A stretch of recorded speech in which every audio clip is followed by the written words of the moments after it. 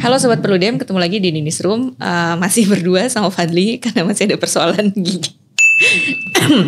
Nah hari ini temanya Sirekap. Nah jadi pas hari ini kami syuting, itu hari pertama sidang perselisihan hasil pemilu Pilpres di Mahkamah Konstitusi, dan Sirekap ini salah satu isu yang dipersoalkan dalam permohonannya tadi tuh ketika ada sidang permohonan perselisihan hasil pemilu. Nah kita akan diskusikan sebenarnya kalau bicara Sirekap kan ini bukan sesuatu yang baru ya, di pemilu kita sudah pernah digunakan, dan di pemilu-pemilu sebelumnya inisiatif sistem informasi itu sudah muncul. Tapi ada apa dengan yang 2024 ini? Silakan Mas Fadli.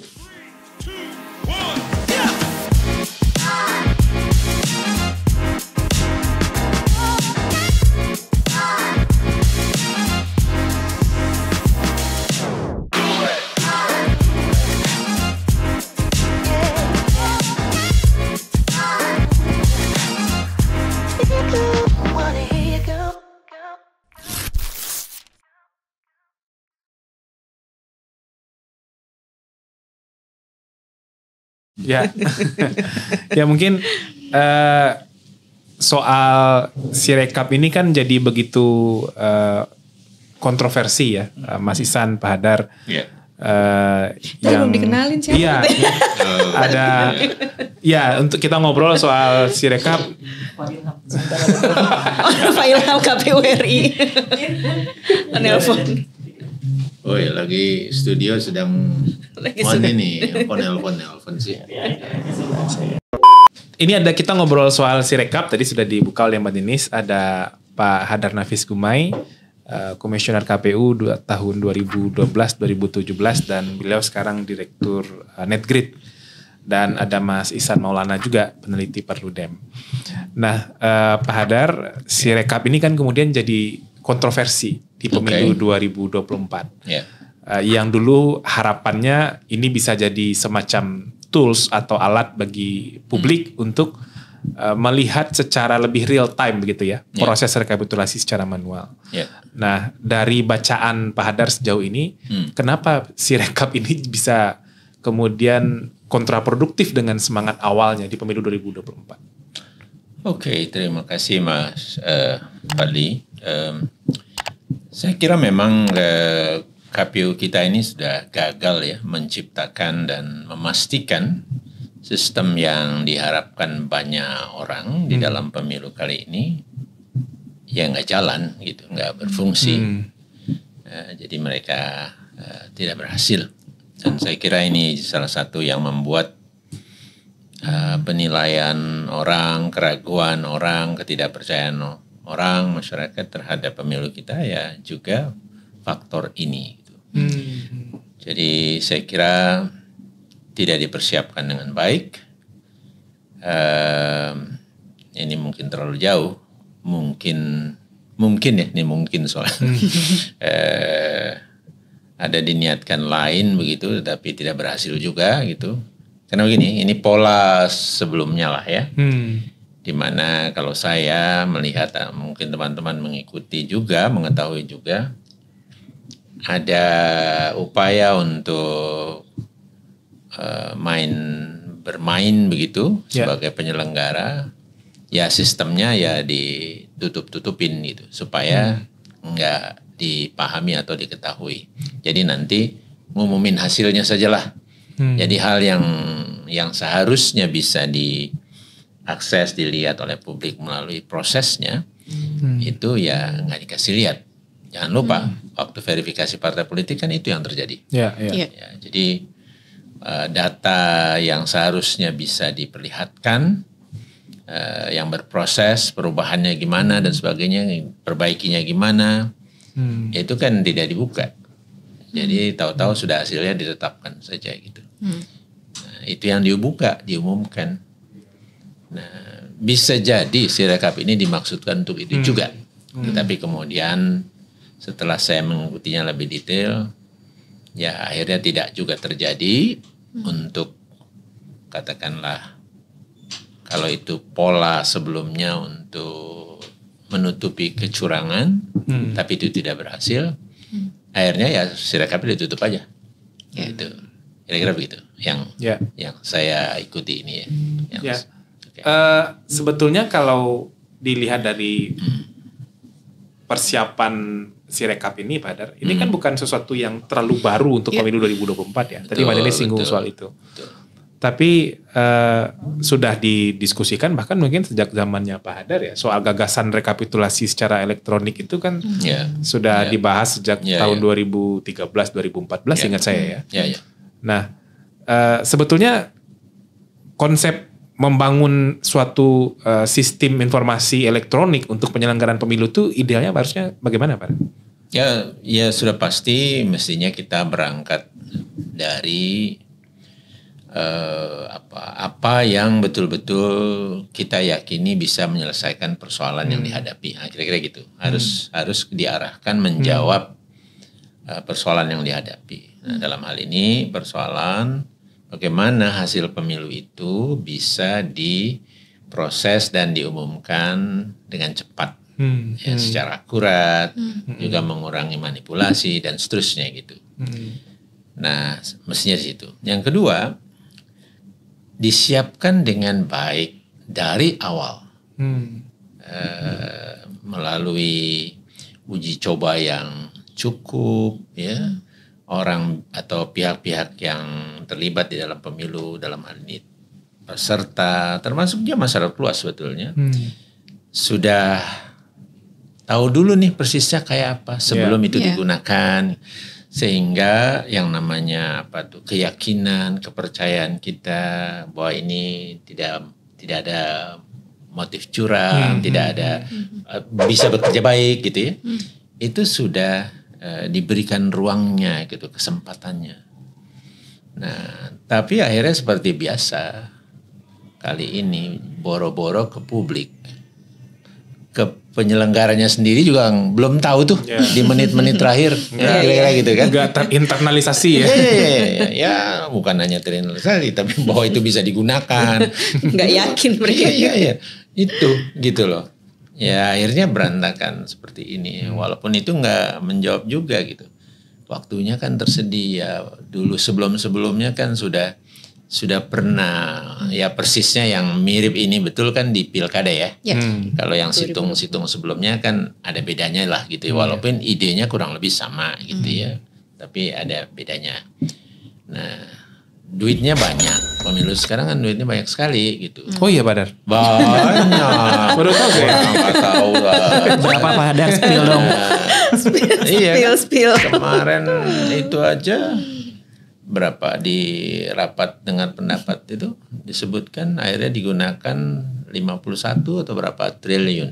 Dan ini belum selesai ya? Belum gitu. Dalamnya termasuk yang beli mobil baru kayaknya. Ya, macam-macam. Coba lihat aja mereka betapa mewah besarnya ya semua fasilitas dan sebagainya gitu. Nah jadi sekali lagi KPU telah gagal menurut saya. Ya. Nah, saya ke Mas Ihsan nih. Mas Ihsan dulu dengan teman-teman Perludem, seingat saya sebelum tahapan pemilu dimulai, pemilu 2024 dimulai, sempat bikin ini kan San, evaluasi soal situng apa Sirekap ya? Sirekap 2020. Sirekap pas pilkada ya. Nah, itu boleh diceritain nggak San? Itu dulu sudah sampai sejauh mana sih bangunan Sirekapnya waktu pilkada? Apakah sejauh mana digunakan? Lalu kenapa jadi hancur lebur begini? Banget ya. Iya. Cerita San. Iya, itu pertama kayaknya saya yakin betul tuh asesmen Sirekap di 2020 nggak dipakai jadi bahan membangun Sirekap di pemilu 2024 kayaknya ya. Oh, itu ada asesmennya waktu itu? Ada asesmennya, bahkan asesmen itu sampai ke tingkat KPPS. Jadi itu disebarkan tuh. Jadi kita bikin kuesioner untuk melihat sebetulnya sejauh mana sih hambatan mereka ketika menggunakan Sirekap. Nah, kemudian ditanya dari semua tingkatan penyelenggara pemilu, dari provinsi, kabupaten kota, PPK, PPS, sampai dengan KPPS. Nah, terhimpun datanya sebetulnya, dan itu disimpan baik betul saya yakin sama teman-teman divisi teknis KPU RI. Nah, salah satu yang menjadi sorotan kan adalah ketika Sirekap gagal secara online, maka kalau dia digunakan secara offline, bagaimana mekanismenya? Atau contingency plan-nya itu seperti apa? Nah, tapi kenapa bisa dibilang nggak belajar ya dari asesmen Sirekap Pilkada 2020? Karena di PKPU tentang rekapitulasi kontingensi plan-nya nggak kelihatan. Padahal yang sekarang. Padahal di assessment 2020 itu sudah jadi satu rekomendasi. Jadi kalau secara offline kan ada metode bergeser tuh. Itu akan dikirimkan melalui Bluetooth atau file ya dalam bentuk PDF begitu misalnya. Dan nanti baru akan diupload misalnya ketika ada jaringan. Nah kalau di pemilu 2024 kan ketika gagal di KPPS, mereka baru memfoto itu di tingkat kecamatannya gitu ya. Jadi proses foto secara offline dan proses kontingensi plan-nya tuh nggak kelihatan sama sekali. Itu yang pertama. Nah yang kedua adalah juga sebetulnya kalau dari evaluasi Pilkada 2020 timbul pertanyaan baru adalah ini ketika pemilu 2024 mau dipakai di 5 jenis pemilihan apa enggak? Okay. Waktu itu pertanyaannya seperti itu. Karena kan Pilkada 2020 kan toolsnya lebih mudah ya, mungkin lebih mirip sederhana dan lebih mirip ke Pilpres gitu. Nah, kemudian ada beberapa rekomendasi sebenarnya di hasil assessment itu. Salah satunya ya tidak perlu misalnya kalau memang belum sanggup sesuai dengan mekanisme gitu ya, SDM-nya, aplikasinya, teknologinya dan lain sebagainya itu yang nggak harus dipakai di 5 jenis pemilihan gitu. Jadi bisa dulu misalnya bertahap dipakai di Pilpresnya untuk membuktikan ke publik. Apalagi kan euforia Pilpres itu kan mengalahi ya euforia Pileg gitu. Nah sebenarnya mekanisme itu sudah terjadi. Bahkan salah satu implikasi untuk Sirekap lebih mudah itu sampai pada redesign surat suara kan. Gimana tuh surat suaranya supaya jauh lebih mudah dibacanya oleh Sirekap. Nah nampaknya itu lagi-lagi gak muncul ketika KPU mempersiapkan Sirekap di 2024 tuh. Nah ini jadi kayak ada persoalan kelembagaan gak sih? Kan gak tahu ya Pak Hadar, saya ngeliatnya jadi kayak egonya ini komisioner ini yang ya udah ini yang lalu gitu loh, yang lalu terus kita nggak mau pakai gitu loh, kayak gitu nggak sih padahal sebetulnya kenapa jadi nggak terlembaga gitu loh, padahal rekomendasinya kan udah ada. Iya. Saya tidak tahu persisnya juga memastikan itu, tetapi memang ya kelihatan di dalam hasilnya. Ya seperti ini hal yang baru lagi gitu ya, seharusnya kan tinggal mengembangkan saja gitu, walaupun partnernya di 2020 untuk pilkada ataupun 2019 artinya yang menyiapkan sistemnya kan sama gitu. Ya, jadi mungkin kalau dia ganti bisa saja ada persoalan gitu. Tapi ini kan adalah developer yang sama gitu. Nah seharusnya lebih mudah lagi dong kira-kira gitu. Nah sekarang kita nggak bisa tahu persisnya juga kesulitan dari sisi developer karena developernya kayaknya dilarang ngomong ya kayaknya oleh KPU mungkin tahu mungkin prosedur mereka begitu kali ya biar KPU aja yang ngadepin semuanya gitu. Jadi seolah-olah kok kayaknya developernya juga nggak ngerti. Misalnya kita bicara begini. Saya juga mencermati dan ini banyak juga ahli IT yang mengatakan pengecekan yang paling sederhana di dalam satu sistem itu mestinya udah otomatis terbangun di sana dong. Misalnya apa? Bahwa di setiap TPS itu maksimal pemilihnya kan tertentu. Terus kenapa ada angka-angka yang bisa keluar melebihi itu? Misalnya daftar pemilih. Daftar pemilih itu kan harusnya ya paling maksimal dari jumlah suara sah dan tidak sah misalnya. Kalau hadir semua. Plus ya mungkin kalau ada yang nanti pindahan misalnya sama khusus misalnya. Tapi itu kan selisihnya nggak akan sampai ratusan gitu dong.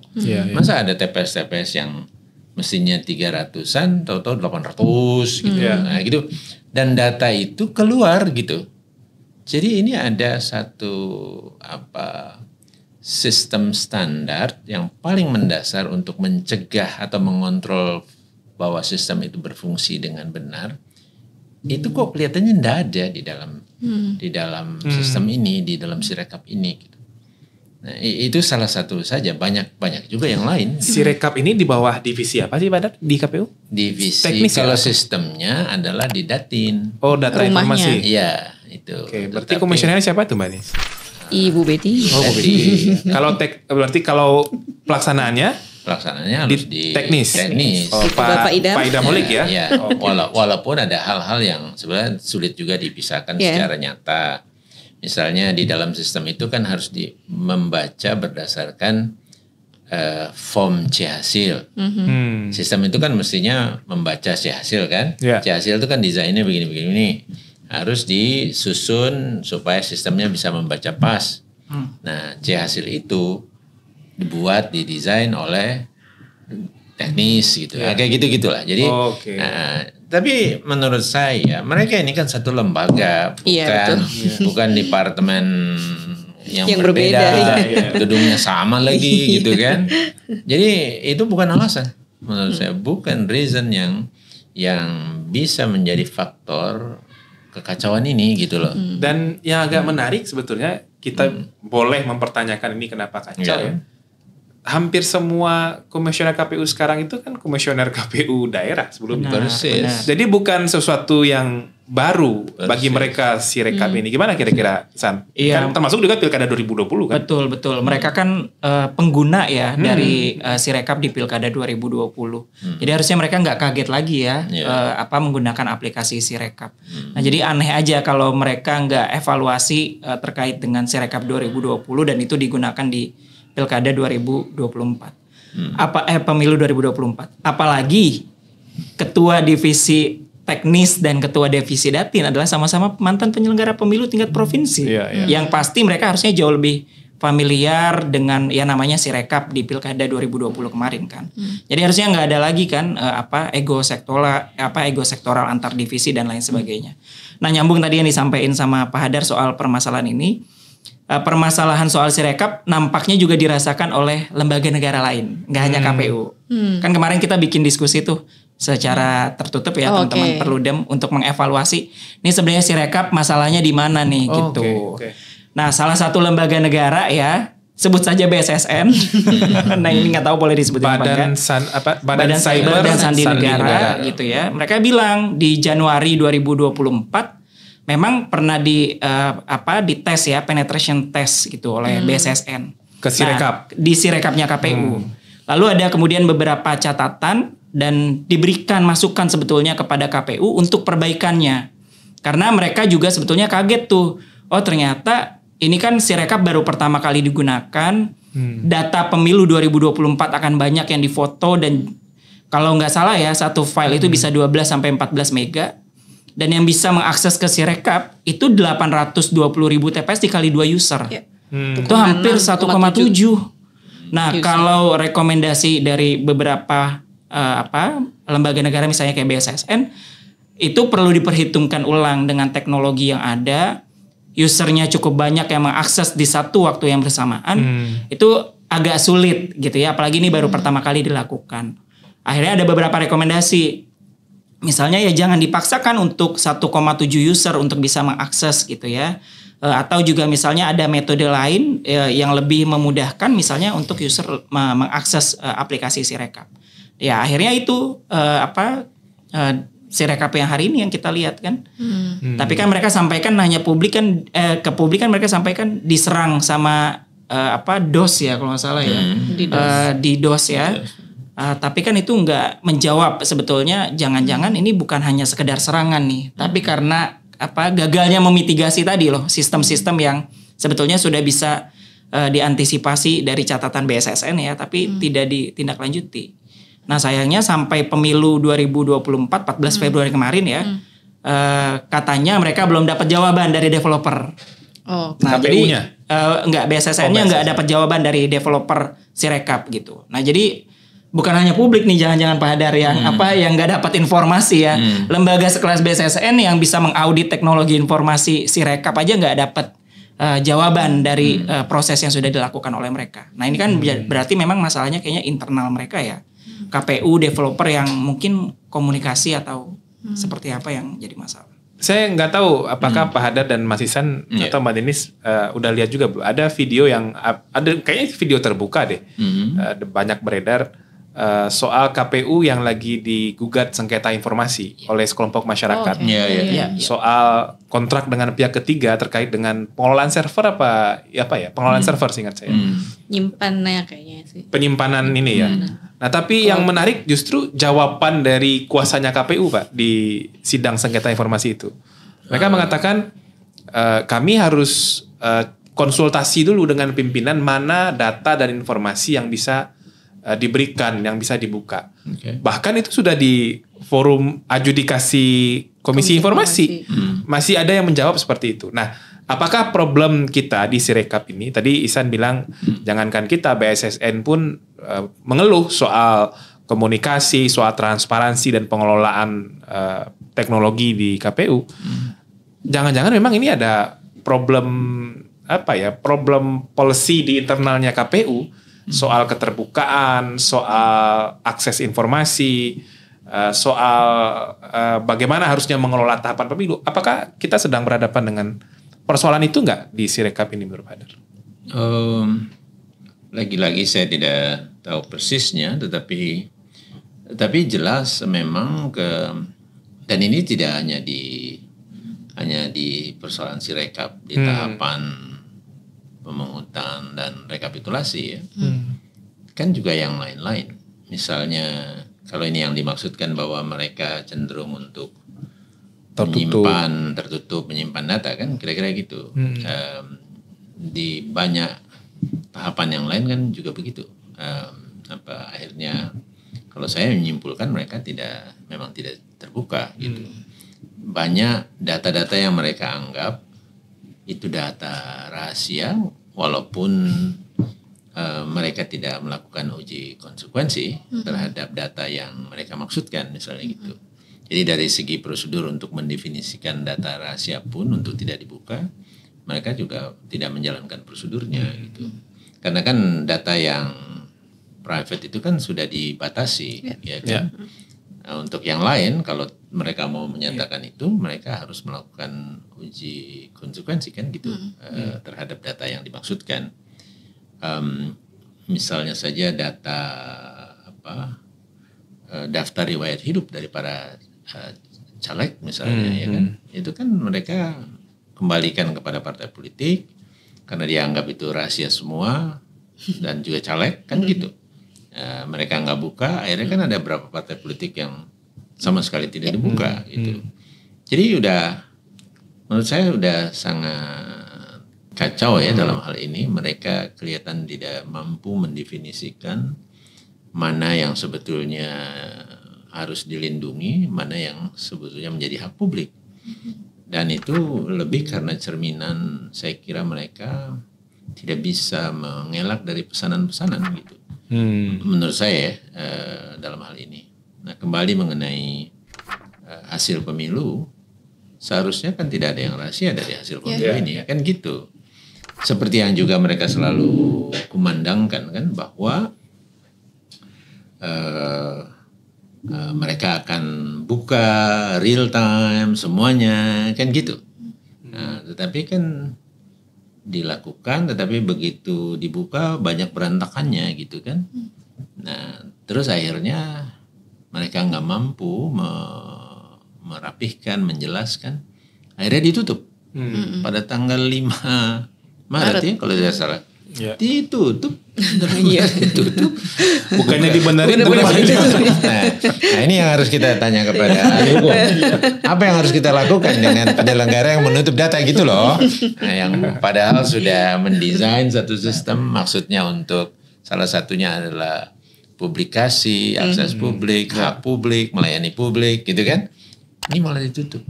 Sekarang itu kalau kita mau lihat Sirekap, itu oke, kita bisa lihat foto-foto C hasil. Ya masih berjalan nih, nama-nama sedikit gitu, nama dikit banget deh ada gitu. Tapi habis itu nggak bisa apa-apa, nggak ada lagi tuh bacaannya, ya tabulasinya apa gitu. Jadi cuma tempat nyimpen foto gitu. Udah gitu, ini lebih parahnya lagi nih. memang parah sekali penyelenggara pemilu kita. Saya ulang lagi ya, parah sekali penyelenggara pemilu kita. Parah banget. Jadi kita nggak bisa tahu tuh kalau kita klik secara nasional misalnya udah berapa banyak, terus ke provinsi berapa banyak itu foto dari berapa TPS gitu. Nggak bisa sampai ke TPS ke kelurahan itu sendiri. Misalnya kelurahan punya 10. Kayak dikasih tahu di awalnya sebelum kita klik. Misalnya 5 dari 10 sudah ada fotonya gitu. Nggak bisa. Jadi kita harus masuk ke TPS-nya satu-satu. Kita cek ada apa enggak, ada apa enggak gitu loh. Jadi luar biasa. Jadi pemilih disuruh, ya publik disuruh effort sendiri gitu. Disuruh mandiri. Disuruh mandiri. Yang sebelumnya bisa kelihatan bacaannya, ada hasilnya segala macam. Sekarang itu hilang semua gitu. Nah jadi itu buat apa jadinya gitu. Dan ini mereka sengaja menyetopnya gitu. Alasannya biar nggak gaduh katanya Pak. Iya, aku coba respon itu Mbak Denis. Alasannya biar nggak gaduh kan. Nah masalahnya penutupan grafik data Sirekap itu kan di tengah kegaduhan sebetulnya. Kan ada partai politik yang waktu itu ya diduga suaranya naik signifikan. Dan itu kan bisa dilihat kenapa, karena Sirekapnya terbuka, data grafiknya terlihat betul tuh partai mana yang mengalami peningkatan yang signifikan. 2 partai saya ingat waktu itu. Nah tapi tiba-tiba bukannya disampaikan kepada publik bahwa ya apakah kenaikan itu memang bisa ada dasarnya atau tidak gitu ya. Di TPS mana Sirekap atau datanya itu naik gitu ya. Tapi alih-alih untuk mengklarifikasi itu kan justru malah datanya yang dihilangkan kan, data grafiknya. Jangan-jangan ini mengkonfirmasi nih, jangan-jangan memang betul nih kenaikan signifikan di 2 partai ini ya karena ada ya tadi ya modus-modus kecurangan gitu ya, atau kesengajaan yang dilakukan melalui sistem informasi Sirekap ini. Nah itu, dan kayaknya juga beberapa kali kalau kita ikutin proses rekap nasional kemarin kan banyak juga ya Sirekap persoalkan sama partai politik gitu ya. Dan bahkan beberapa partai memasukkan Sirekap sebagai salah satu instrumen keberatan mereka tuh. Dan di Rekapnas juga kalau kita lihat Bawaslu sampai 3 kali bersurat ke KPU soal Sirekap tapi nggak direspon. Nah ini kan masalah betul nih. Jadi ada kekhawatiran di publik. Calegnya juga, partai politiknya udah teriak-teriak di Rekap nasional, Bawaslu sudah bersurat, KPU kayak ya udah bodo amat, jalan aja sendiri. Nah ini kan problem ya sebetulnya yang harus diselesaikan, bahkan sampai ke PHPU hari ini kan juga jadi dasar ya dipersoalkan. Kalau ini untuk tampilan Sirekapnya dan kemudian informasi-informasi yang disajikan Pak ya, menurut Pak Hadar sudah cukup belum sih? Kalau kita lihat Sirekap yang kemarin itu sebelum di take down, sebelum di otak-atik sehingga kita nggak bisa lihat apa-apa lagi. Menurut Pak Hadar gimana? Menurut saya sebagian secara global menurut saya udah cukup, walaupun akan lebih baik lagi, dan seharusnya sebagai penyelenggara itu tinggal nambahin sedikit aja lagi gitu. Misalnya informasi tentang, ini kan akhirnya cuma penekanan pada perolehan suara kan. Jadi informasi sejak awal tentang jumlah pemilihnya, penggunaan surat suaranya, itu kan sama pentingnya karena dia bisa membantu juga buat penyelenggara sendiri untuk mengontrol apakah itu memang sudah benar, dan juga informasi buat publik gitu. Nah ini kan lebih kepada suaranya saja gitu. Nah jadi menurut saya ya akan lebih baik. Tetapi oke lah, apa yang sudah ditampilkan di depan itu sebelumnya itu ya sebenarnya udah oke. Tapi begitu kita ketahui detailnya, kita pelajari, memang ada yang bacaan dugaan saya sih masih persoalan apa namanya teknologi ya, yang masih belum mampu membaca, dan tata kelola mereka untuk memastikan ini tidak keliru sebelum dipublikasi. Nah itu yang menurut saya lebih persoalan di sana gitu. Jadi saya tidak menemukan sampai hari ini dari apa yang udah mereka buka selama ini bahwa memang ada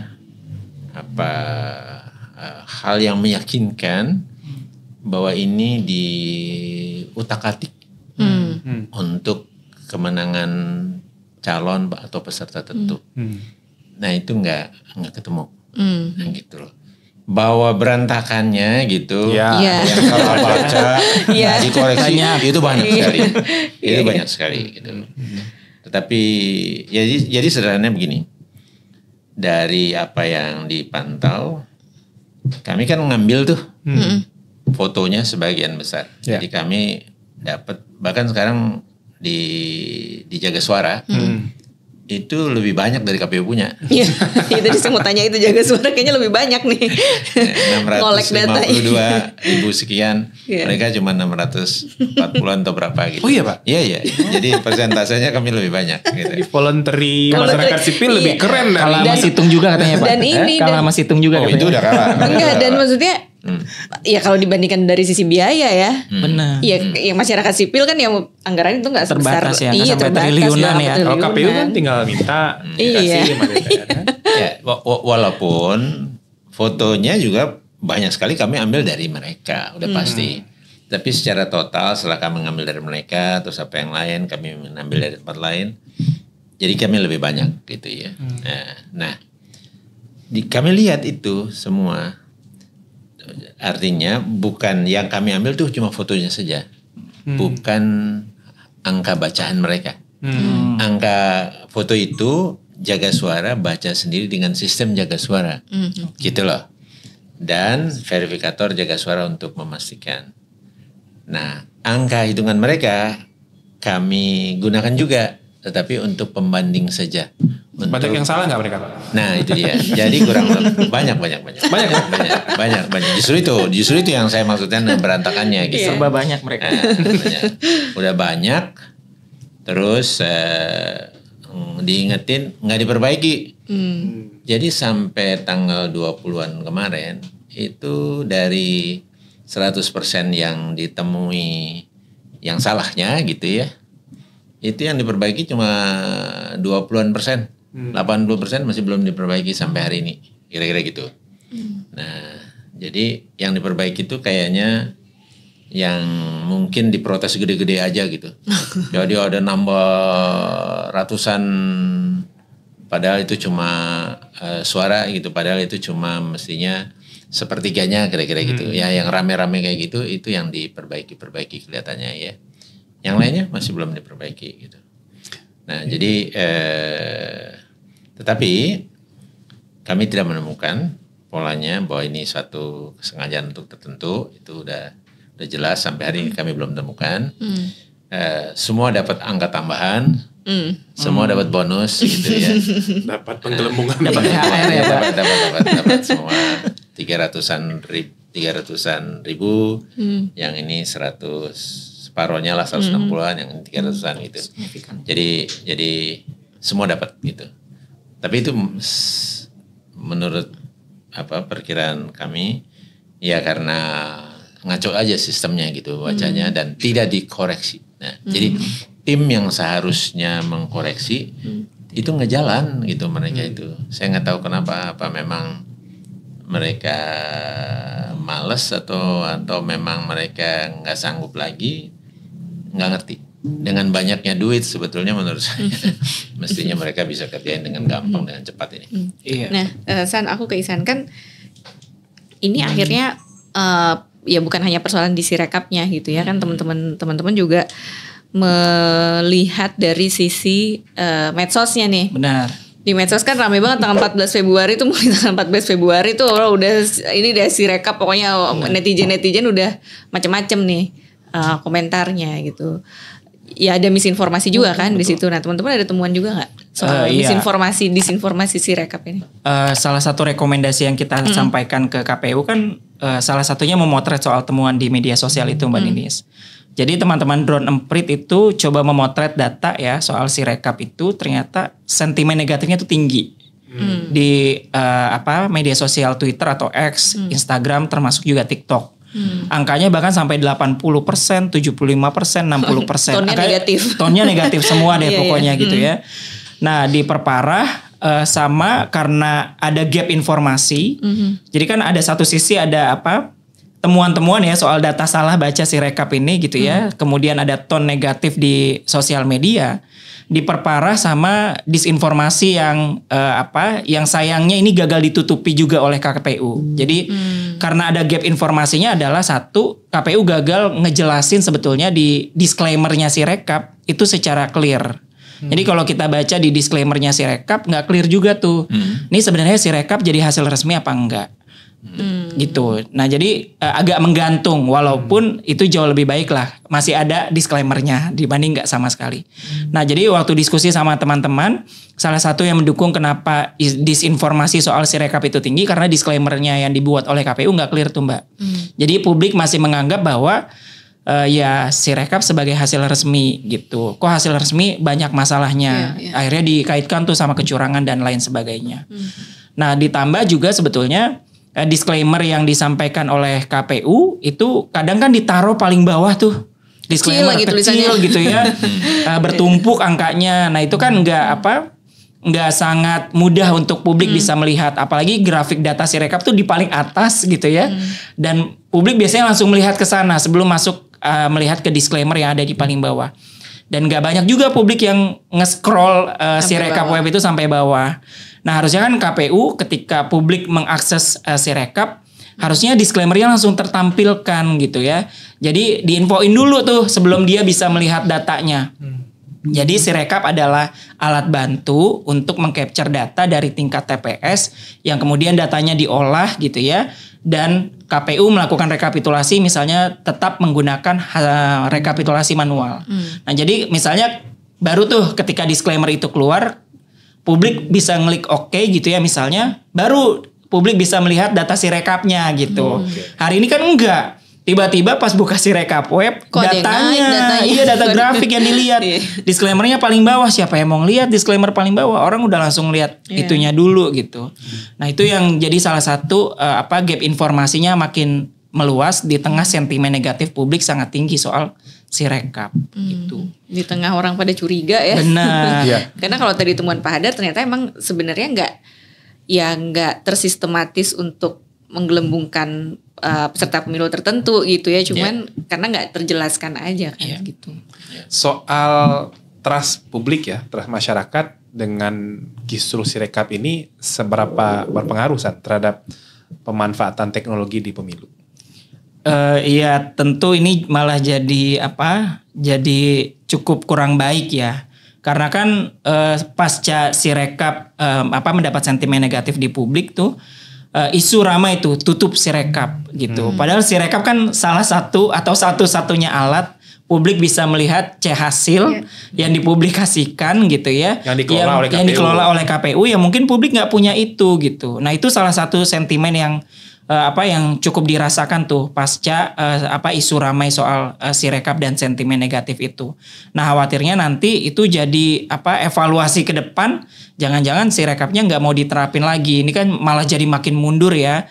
Nah itu salah satu respon publik soal penggunaan teknologi informasi di pemilu kita. Okay. Nah ini kalau bicara ke depan ya, saya masih ingat dulu blueprint penggunaan teknologi yang dibuat KPU ada kayaknya Pak ya? Ada. Zamannya Pak Hadar kayaknya ya. Nah itu kan sebelum sana itu barang masih ada nggak Pak? Atau sudah dimasukin gudang ya? Kan katanya kantornya direnovasi. Karena kemudian dirapihkan setelah 2019 itu dibuat lagi. Jadi seharusnya itu bisa dijadikan patokan gitu. Iya. Yang kita ingat itu yang kita butuhkan sebetulnya untuk percepatan mengetahui hasil pemilu, memastikan hasil pemilu transparan dan akurat itu bukan e-voting tapi e-rekap. Ya, betul. Jadi rekapitulasi secara elektronik yang itu jadi hasil yang ofisial. Nah, dengan kisruh Sirekap di 2024 ini Pak, peluang ke depan itu gimana soal tentu mungkin akan lebih berat ya. Jadi upaya untuk meyakinkan akan lebih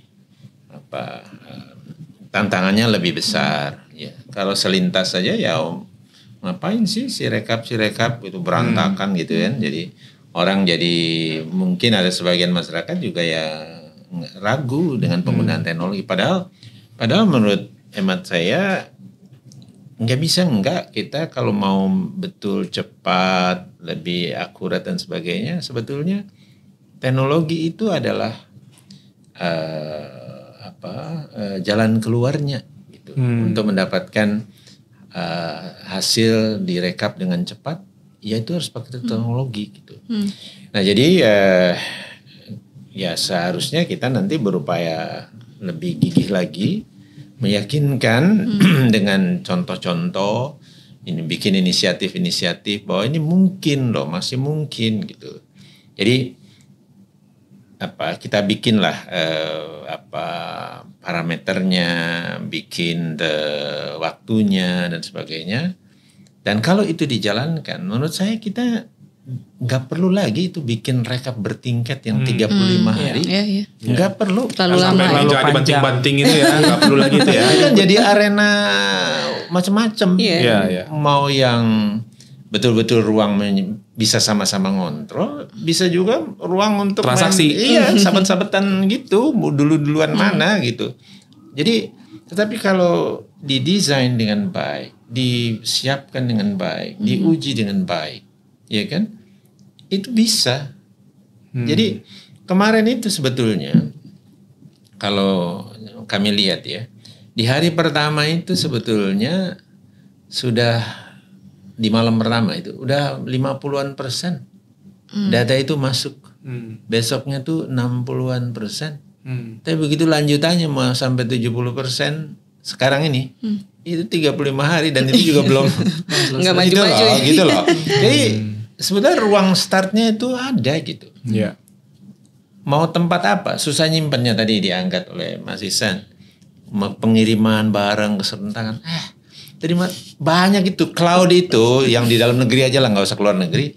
Itu banyak sistem itu untuk menyimpan gitu loh. Jadi sebetulnya bagaimana kita menyiapkannya gitu dengan tuntas untuk kemudian digunakan gitu. Jadi kalau itu dilakukan beres. Jadi bangun paginya tuh udah tahu gitu loh hasil pemilu dengan jelas ya. Dan semua bisa lihat, bisa ngecek. Nggak ada lagi tuh yang mau main manipulasi. Nah, akhirnya kan kita gini, jangan-jangan dia juga ini, ya kan? Berantakan kayak gini justru untuk ruang ngakal-ngakalinnya gitu loh. Jangan-jangan sekarang kita bisa nggak untuk meng-cross checknya gitu.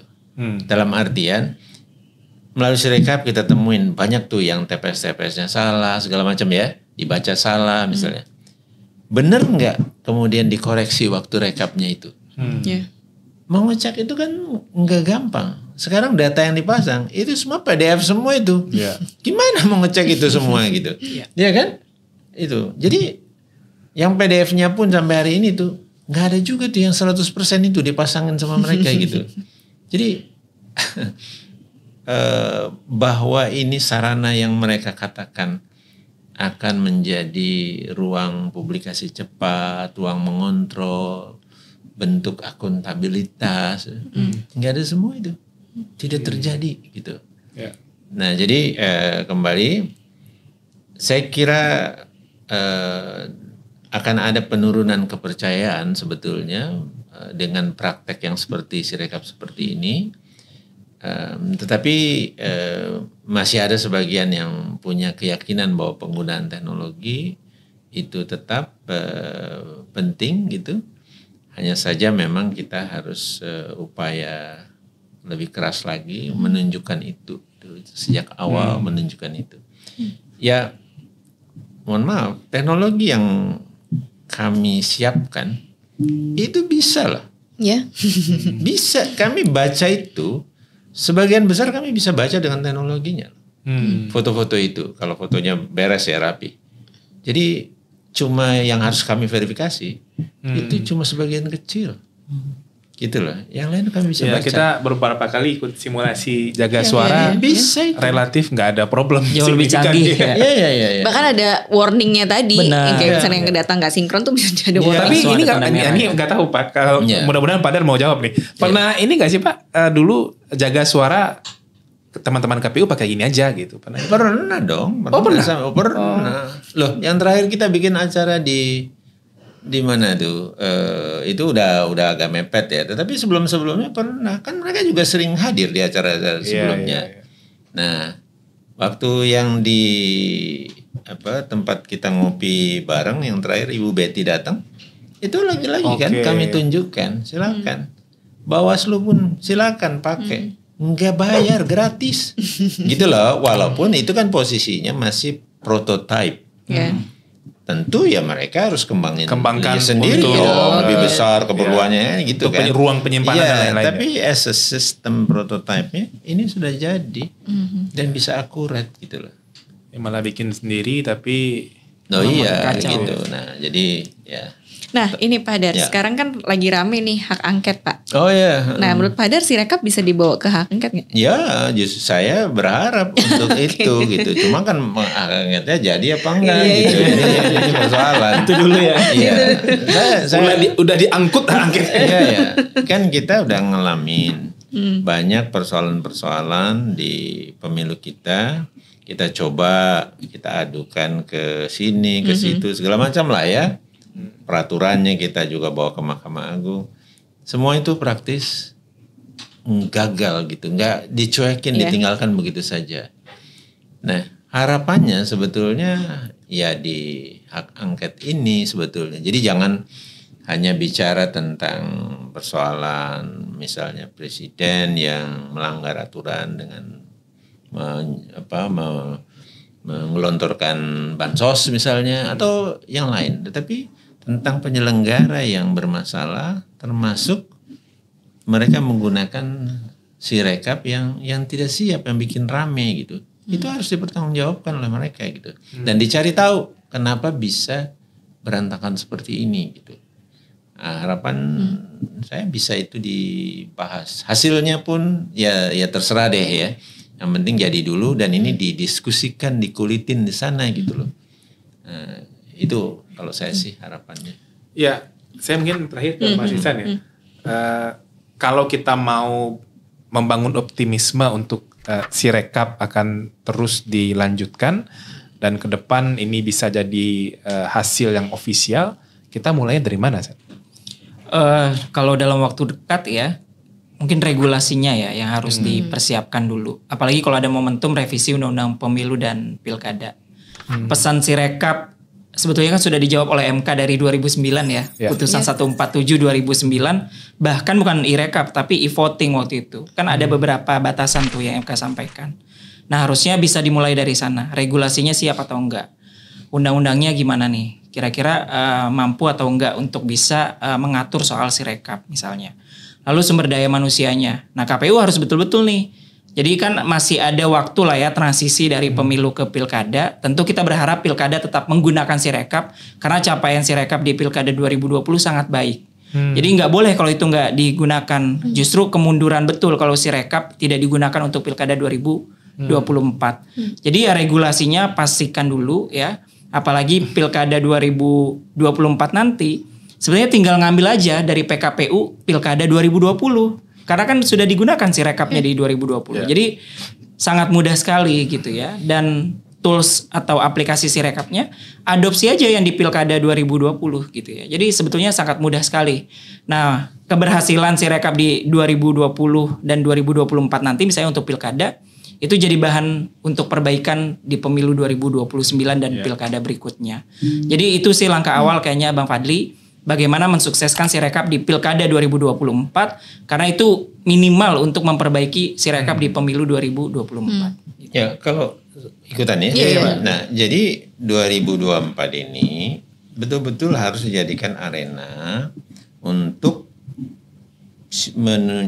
menunjukkan bahwa Sirekap ini bisa digunakan dengan baik. Tidak perlu menggantikan dulu. Ya, betul. Tidak perlu. Yang penting bahwa sistem ini siap digunakan. Perbaiki. Iya. Jangan ditutup lagi. Iya. Kemudian dari segi peraturan udah cukup peraturannya. Iya. Jelas sekali bahwa Sirekap itu digunakan untuk apa, bagaimana gunainya. Sekarang justru malah kita pertanyakan. Sekarang itu terus ditutup, nggak digunakan gitu ya. Itu justru mereka melanggar peraturannya sendiri. Iya, betul. Karena di setiap Pakai tahapan Sirekap rekap itu dia harus membuka Sirekap, membandingkan, mengkoreksi kalau keliru gitu-gitu loh. Ini digunain nggak sama mereka gitu.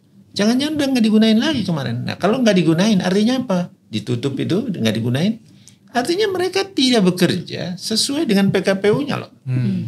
Nah tanya balik nih, ahli hukum. Itu gimana kalau ada kejadian seperti ini?